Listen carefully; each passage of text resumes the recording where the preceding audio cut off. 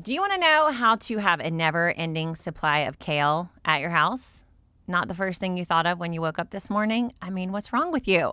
All right, I am going to show you how you can grow a year-round supply of kale. You only need a little bit of space, a little bit of time, and you're going to be saying kale, yeah, all year long.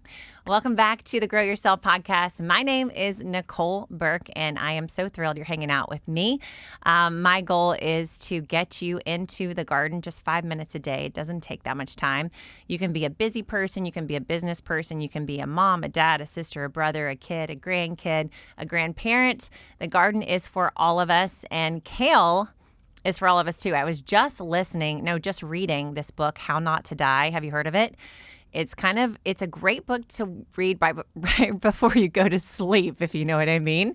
I literally keep it right next to my bedside table, read, a paragraph, and then I am quickly snoring. It's a magical kind of thing. Anyway, the book is broken into all the different ways we do die, because we are going to die, but it's like how not to die from cancer, how not to die from lung cancer, how not to die from depression, how not to die from heart disease, etc. And kale keeps coming up. I mean, I'm not lying when I say almost every category I've been reading in, he talks about kale and how it has all these benefits and how it's just so good for us, and it's so good for treating so many of the ailments and the things that we tend toward with disease in our bodies. So if you're not, I know some guys, like there's some doctors out there that don't like kale, but I love it. And I know you will too. If you don't like kale right now, it's probably because you've been getting it from the wrong place, and that's called a grocery store. And you can grow your own, and you can have a year-round supply. Now, I'm not saying it's outside in your garden year-round, but you can grow enough to have a year-round supply no matter where you live. So I'm going to break it down for you in this short podcast episode and show you how this is possible anywhere that you live. So let's start with month number 1.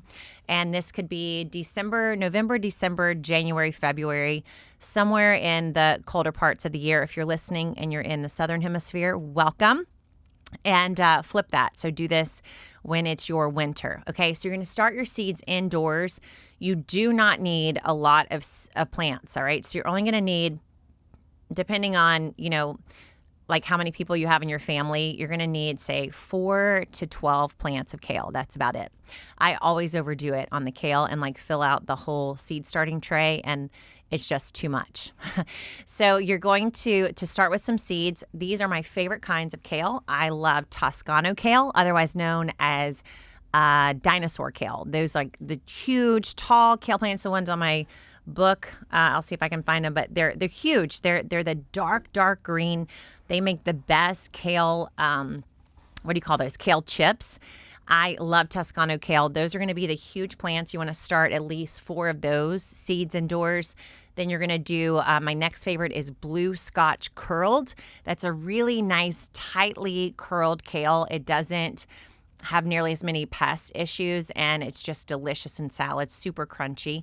Start maybe 3 to 4 of those plants by seed. And then also I like a softer kale that I put in salads and things, and that would be like a red Russian kale. It's going to be a much softer, sweeter kale. It is going to be more prone to caterpillars, but it's worth it, believe me. So let's say 4 seeds of each. That's about 12 kale plants. You're going to start those from seed. They're super fast to sprout. They're in the brassica family. They love cool weather.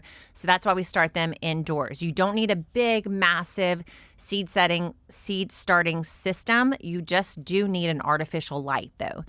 You're not going to have enough light just from a window. So you can set yourself up just a little bitty contraption, a tray, some seed starting mix, and some kale seeds. Those 3 types are my fave.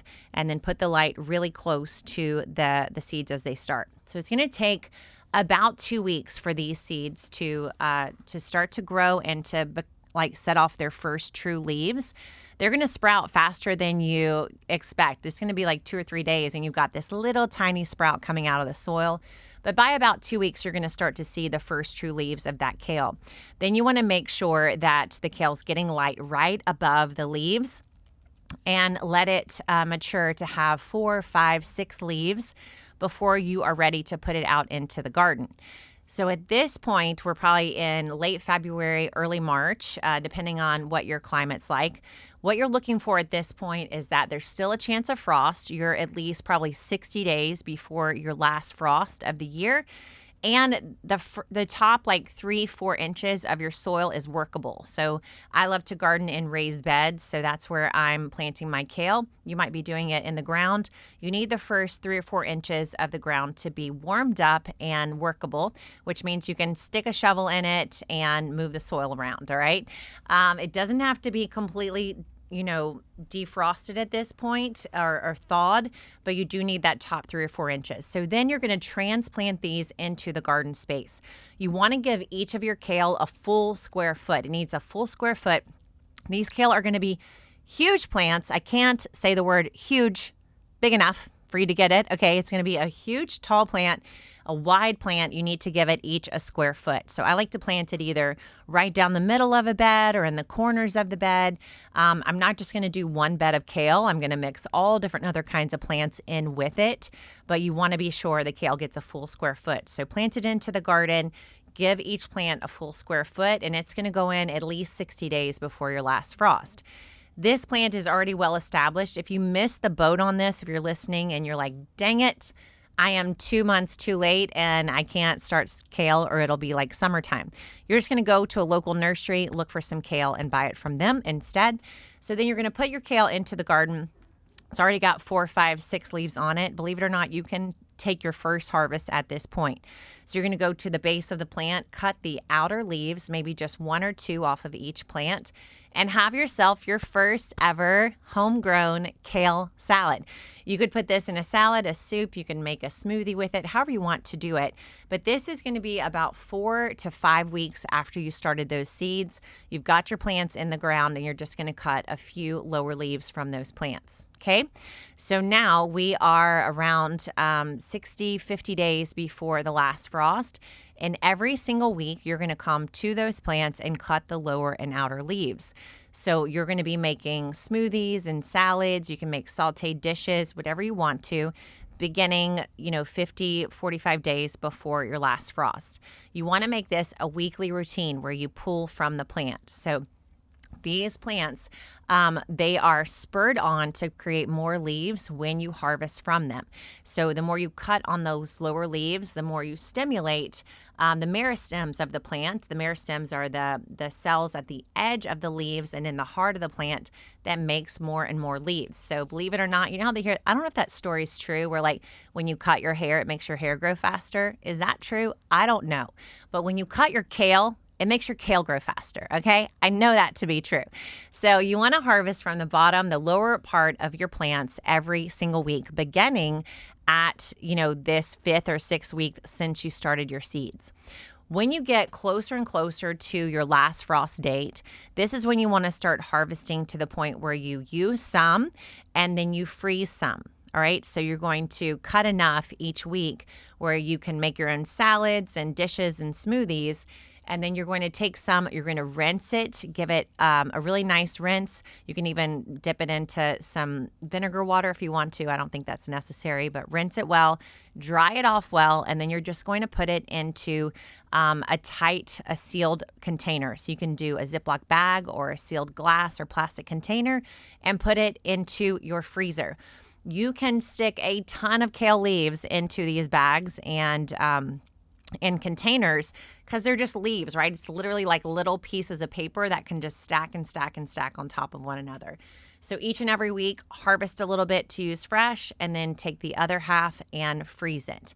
You want to do this all throughout the early spring and into the summer, like right around your last frost and then into the next few months. This is going to be your prime time for the kale. Your kale will last through the summer, but this is when it's really shining. It's not infested with pests yet. The temperatures haven't warmed up. The aphids haven't arrived yet. The caterpillars haven't arrived yet. This is the moment that the kale shines, and so you want to get the most out of these plants, and that's by doing a double harvest. So you harvest to eat fresh, and then you harvest to freeze, and you're going to do this week after week after week after week. Then as you get into the middle of the summer, where now 30 days, 60 days past our last frost, This is when most likely you're going to start to have some pest challenges. So caterpillars are arriving, aphids are arriving. You're still going to be doing your weekly harvest. And then you can just get more selective about how much you're going to save and preserve for later. Remember, you got tons from those first few months in the spring garden. And so now you might do like 2/3 harvest to use fresh and 1/3 harvest to use and store for later. You're going to continue to do this all through the summer and then even into the fall. Now, when it comes fall, you can make a choice. So you can either keep your plants that you put in the spring if they're still looking nice and healthy. So when I've grown kale in Nashville, in Chicago, and in Houston. And I've had different experiences with kale in those places. So in a place like Houston, where it gets super hot in the summer, some summers my kale would make it and look great. And some summers, by the time I hit July or August, it just needed to go. You know what I mean? And so at that point, you would pull that plant and then start all over again. So same thing you did back in January, starting seeds indoors or buying a new plant. You're going to do that right then to get ready for the fall season. Now, if you're like I was in Chicago, I would get through the summer and my kale looked beautiful. It was picture perfect. There were maybe 1 or 2 caterpillars, but these plants were just huge and dynamic and so green and so delicious. And so I just let them go all the way through the summer, well into the fall. There was no need, absolutely no need to start over and to plant new plants. So depending where you live, summertime is your choice time. It's to decide, does the kale plant stay? Because it can. It's a biennial. So it's going to stay in the garden as long as you let it. Or can it stay? Is it good enough to stay? Or do I need to pull it and then plant a new one in its place? So totally up to you. It's not a big deal to switch it out. But if your plant is beautiful and healthy, it'll keep producing. Now, the leaves aren't going to be as sweet and as soft, but they'll still be very prolific. So you make that choice right around the summer. Am I going to replace it or am I going to keep the one that I have? And then you're going to up your routine back to what you were doing in the spring. So in the spring, you were doing these half and half harvest, half for for immediate fresh use and half for frozen. And you're going to be able to pick that back up in the fall because that's when the temperatures come back down and kale is thriving again. So kale loves the temps when it's like 45 to 75. So that's when you're going to get the healthiest, most beautiful, most prolific harvest. So we've slowed it down in the summer. It was just like mostly for what we're going to use fresh.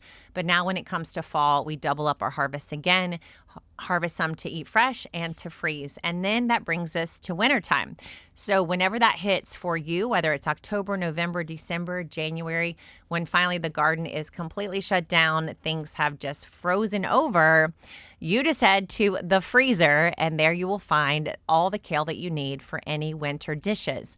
So you can make frittatas and omelets and smoothies and juices, all the things, pretty much everything you were making in the other seasons with your kale besides a salad are going to work perfectly with that frozen kale. So I use the frozen kale with all my juices, with my smoothies.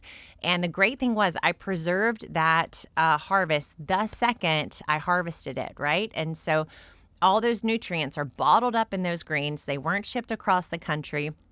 They are ready to be used. And the minute I use them, I'm going to get the nutrients of that spring and fall garden right to my body, even though it is the middle of winter. So you're going to use up your frozen kale as soon as your garden closes down, if your garden closes down. And then before you know it, it is time to start the seeds for the very next spring. So in my Chicago garden, I would be making kale smoothies. November, December, January had tons of snow on the garden, looking outside, drinking a green drink that I grew myself. And then, I didn't grow the drink myself, but I grew the greens. And then I would just head down to the basement, plant my kale seeds, and know that the whole process was just about to start all over again. And so just by the time, say, March, April came around, my freezer would be empty. I'd be out of all that kale. And I would be starting to harvest those first tiny leaves from the garden to start the process all over again. And so that is the way you can have a year-round supply of kale. If you're in a warm place like in Houston, you're going to have kale in your garden year-round, and your freezing time may actually be the summer, when the temperatures get so high that the kale doesn't thrive or is having pest issues. That's when you could utilize your frozen kale. If you're in a cold place like Chicago, you're going to use your frozen kale through the winter time. And then if you're in a mild climate like I am here in Nashville, then you might have 2 times of year when you use that frozen kale. One might be right in the middle of the winter, and one might be right just for a short period in the middle of the summer. If it gets super hot, you have to pull your old plants and start over. But if you use this method of a half and half harvest during the spring and the fall, the times when kale is thriving, then you can grow a year-round supply of kale with just 12 seeds. So 12 seeds, they probably cost about 12 cents. And you are going to get hundreds of dollars worth of kale from those 12 cents. I promise you. You're going to have all the kale you ever need. You're going to be like the poster child for the How Not to Die book, because you're just going to be filling your body with so much good stuff, taking care of yourself, and doing it right from your own garden. So I hope this inspires you to grow your own kale this year and to have a year-round supply just like I do. You can learn all about growing kale in my book, Leaves, Roots, and Fruit, and how to set up your garden inside my book, Kitchen Garden Revival. And we have a calendar for you that you can customize at gardenary.com/calendar. You're just going to put in 2 dates, and then we fill out all the rest. And this will help you know when to plant what wherever you live. So go to gardenary.com/calendar. And if you want to learn more about growing kale and all kinds of other things, check out our upcoming workshop. You can find that at gardenary.com. Thanks so much for listening and being part of the Grow Yourself podcast. I'll see you next time. Thanks so much for listening to the Grow Yourself podcast. You can keep listening anywhere you love getting your podcast delivered. On Apple Podcasts, on Spotify, iHeartRadio, you name it, we are there for you. And if you want to read the notes and get our free resources to help you grow more, you can go to gardenary.com/podcast.